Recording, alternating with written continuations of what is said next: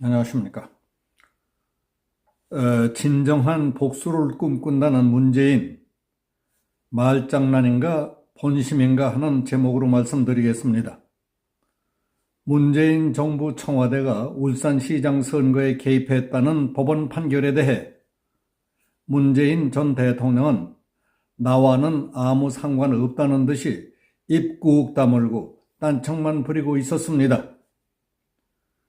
그러자 국민의힘과 일부 여론이 들고 일어나기 시작했습니다. 문재인은 즉각 국민에게 사죄하고 조사를 받으라는 겁니다.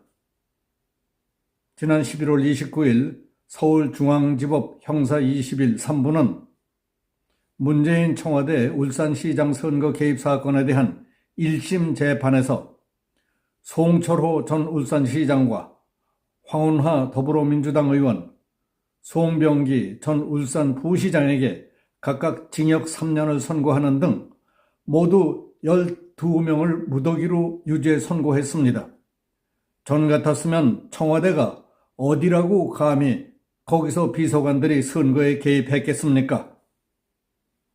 그런데 문재인 정부 청와대는 지난 2018년 대통령 친구인 송철호 씨가 출마한 울산시장 선거에 송 씨를 당선시키기 위해 김기현 당시 울산시장의 비위 혐의를 수집하고 경찰에 김 시장을 겨냥한 표적 수사를 하게 했다고 판단했습니다. 그러나 전 대통령 문재인은 이 사건과 관련해 아무런 입장도 내놓지 않고 마치 남의 일처럼 시침에 뚝 떼고 있었습니다.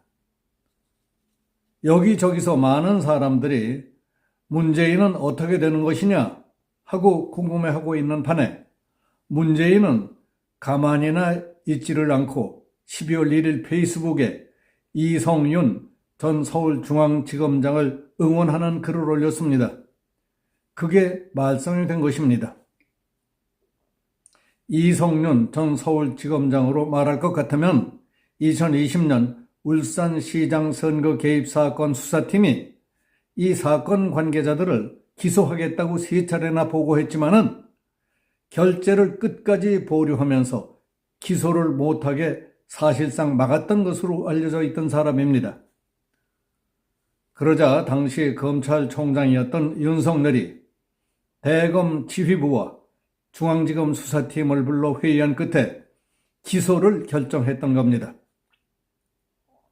그런데 문재인은 이성윤이 출간한 책 꽃은 무죄다를 거론하면서 법무부 검찰국장, 서울중앙지검장, 서울고검장 등 요직을 지냈지만 지금 검사들 세상에서 고초를 겪고 있는 검사 이성윤의 야생화 이야기라고 소개했습니다. 저자는 얼음을 뚫고 나오는 복수초의 강인함에서 절제와 인내를 배우고 우리 사회의 진정한 복수를 꿈꾼다고 했습니다. 이성윤 책에 있는 복수를 꿈꾸는 인내와 사랑을 인용한 것이지만은 정치권에서는 문재인이 원수를 갚겠다는 복수라는 의미로 쓴 것 아니냐 하는 해석이 지배적이어서 파문이 일고 있습니다.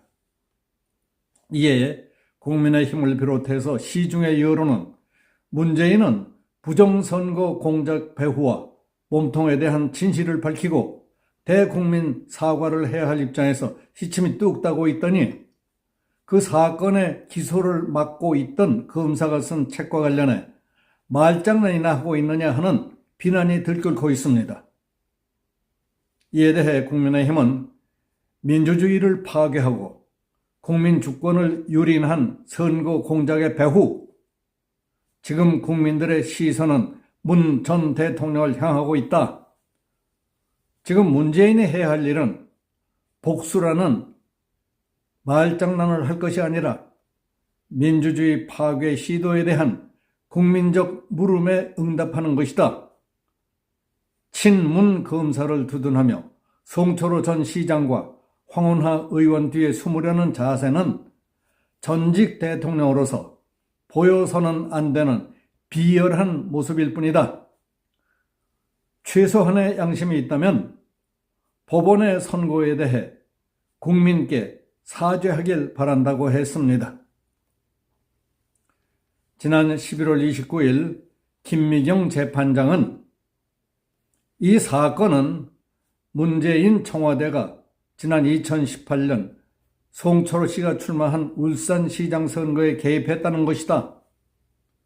청와대 비서실 내에 8개 부서가 송철호 씨 당선을 위해 김희현 당시 울산시장에 대한 하명 수사를 지시하고 여당 내 송 씨의 경쟁 후보를 매수했으며 송 씨의 공약 개발을 지원했다는 혐의였다.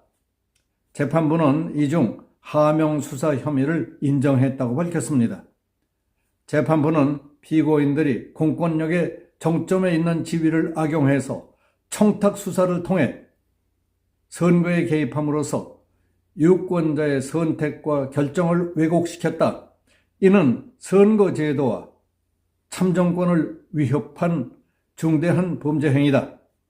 송철호 씨는 범행을 주도적으로 기획하며 가담했고 황운하 씨와 백원호 씨 등은 특정인과 특정 정당의 이익을 위해 경찰 수사 기능과 대통령 비서실 감찰 기능을 부당하게 이용했다. 피고인들은 국민 전체에 봉사해야 할 경찰 조직과 대통령 비서실을 자신들의 정치적 이익을 위해 사적으로 이용해 국민의 투표권 행사에 영향을 미치려 했다며 엄중한 처벌로 다시는 선거 개입 행위가 일어나지 않도록 해야 할 필요가 크다고 질타했습니다. 그야말로 전곡을 찌르는 명문이었습니다. 특히 당시 대통령이었던 분이라면 국민 앞에 얼굴을 들 수 없을 정도로 부끄럽고 민망해서 집에서 나오지도 못할 것 같은 생각이 들었을 겁니다. 그러나 문재인은 김미경 재판장의 서리빨 같은 선거문을 들어보지도 못했는지 어떻게 거기다 대고 진정한 복수 운운하며 말장난으로 희화해 버릴 수가 있습니까? 백사람에게 물어보십시오. 사회의 진정한 복수를 꿈꾼다는 말을 어떻게 이해하는가 하는 것을 물어보십시오. 재미있고 기발하게 말장난을 한 것이라 하더라도 문재인이 품고 있던 복수라는 말은 심층 심리에 자리 잡고 있는 본질이요 속셈의 무의식적인 반로였던 것 같습니다. 복수초의 복수와 원수를 갚는다는 복수는 전혀 다릅니다. 그의 말장난을 살펴보면 겉과 속이 전혀 다르다는 것을 쉽게 눈치채게 되고 그래서 웃어넘기게 되지 않습니까? 양두구육, 표리부동, 면종복배, 구밀복검, 소리장도 등과 같이 겉다르고 속다른 것, 앞에선 굽신 뒤론 배신하는 것, 얼굴은 웃지만 칼을 품고 있다는 식으로 나는 믿지 못할 이중성격자, 이중인격자입니다 하고 자백한 꼴이 됐습니다.